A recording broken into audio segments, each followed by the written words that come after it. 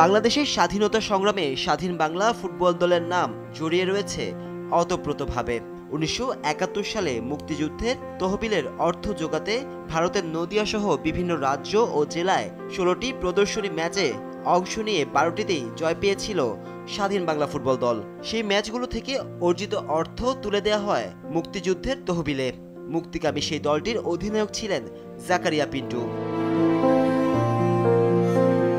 ১৯৭২ সালের ১৩ ফেব্রুয়ারি ঢাকা স্টেডিয়ামে রাষ্ট্রপতি একাদশ ও মুজিবনগর একাদশের মধ্যে প্রথম ফুটবল ম্যাচ অনুষ্ঠিত হয়।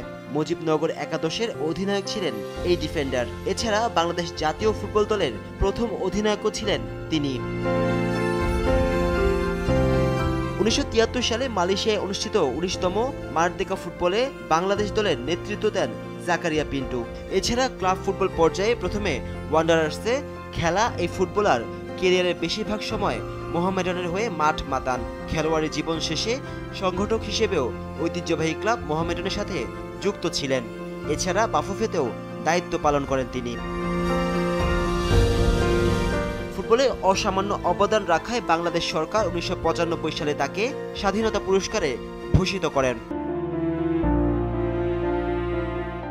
হার্ট, লিভার ও কিডনি শরীরের এই তিনটি অঙ্গেই সমস্যা ধরা পড়েছিল ফুটবলের এই বীর সৈনিকের। রোববার হৃদরোগে আক্রান্ত হয়ে রাজধানীর একটি হাসপাতালে ভর্তি হন তিনি। সোমবার দুপুরে কিংবদন্তি এই ফুটবলারের মৃত্যুর সংবাদটি নিশ্চিত করে বাংলাদেশ ফুটবল ফেডারেশন। সবকিছুর ঊর্ধ্বে চলে গেলেও ফুটবলে তার অবদান ও অর্জনে তিনি আজীবন বেঁচে থাকবেন ফুটবল প্রেমীদের হৃদয়ে। নাজমুস সাকিব, RTV।